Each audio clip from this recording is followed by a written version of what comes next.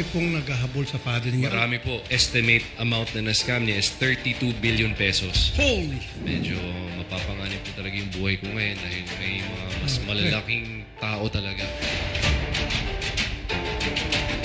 Nasa studio natin, Idol Rafi, si Mr. Samuel Trinidad.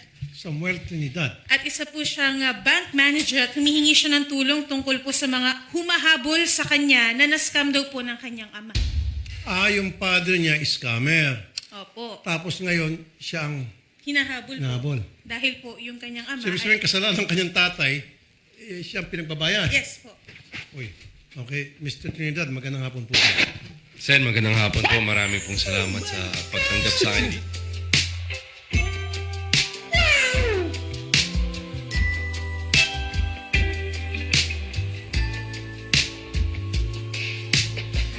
Bank manager. Opo. Okay. Pero natanggal na po ako sa trabaho dahil po sa nangyayari, dahil po sa ginawa ng tatay ko, yung pagiging scammer, pati pamilya ko nadamay na, yung anak ko sa eskwelahan, nabubuli.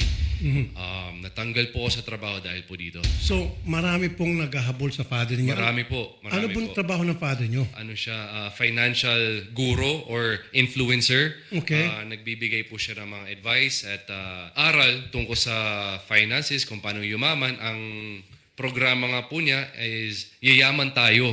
Tapos yun pala po ay scamming... Pang easy money. Pang easy money po. Marami na siyang na-scam. Marami po. Estimate amount na na-scam niya is 32 billion pesos. Holy! So, yun po yung ganong kalalim po yung problema ko ngayon. Pati po yung mga biktima ay hanggang sa bahay ko. Nagrereklamo sila at pumupunta Pati sila. bahay mo na mismo. Opo, sumusugod sila. Naku, Dalawang... personal life mo na yan. Pupunta ka pa sa bahay, hindi mo naman kasalanan. At pumapasok pa sa loob ng bahay. Opo. Nasaan yung papa mo ngayon? Yung father mo? Tatago? Yun nga po, kaya sa akin po hinahabol yung mga nagrereklamo dahil ho patay na po siya. Patay na siya? Patay po siya, nagpakamatay po siya. Oh, okay. So ngayon, dahil wala na yung father mo, Opo. eto mga na-scam niya, Opo. ikaw ang nakita nila na pwedeng bawian. Opo, inisip po yung mga biktima na sa akin yung pera. At hindi lang ho po yan, Sen. Medyo mapapanganib po talaga yung buhay ko ngayon dahil may mga mas malalaking tao talaga na naghahabol din doon sa pera. Yung pala po, yung mga kasabwat ng tatay ko. Pero tingnan muna, baka naman yung mga kinita ng father mo sa pang-scam na 30B, baka meron kang may napunta sa iyo doon kahit papaano. Baka may naibigay sa iyo, mga ari-arian, kotse. Wala ho po ganon. Kahit ho po piso, hindi po nakinabang ako o yung pamilya ko sa perang na-scam. Pero po, hindi ko po alam kung pwedeng sabihin dahil... Sige, sabihin mo na. Medyo nakakatakot po talaga, Sen. Hindi, huwag ka na matakot. Andito ka na rin lang. Tuloy mo na. Ano bang gusto mo sabihin? Sen, bali po yung... Kasi ho, hindi po ako makalapit sa pulis, kaya po sa inyo po ako lumalapit. Yung pera po ay nasa akin. Nasa iyo. 32 billion pesos po Di nasa soli akin. na lang natin sa mga tao para Yun 32 nga po billion. yung mission ko. Kasi ho, gusto ko pong linisin yung pangalan ko.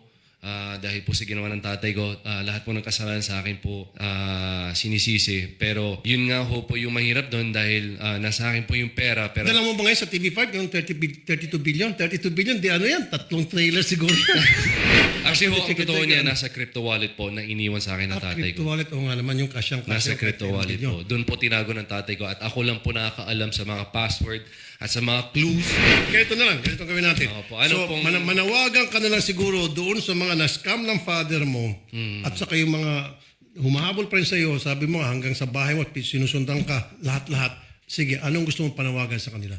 Ayun, sa inyong lahat po, una-una pasensya po ho sa nangyayari sa abala. Alam ko sa iba sa inyo ay importante po talaga yung pera para po sa paggamot ng anak nyo, para po sa pagbili ng bagong mga mag-invest sa totoong negosyo.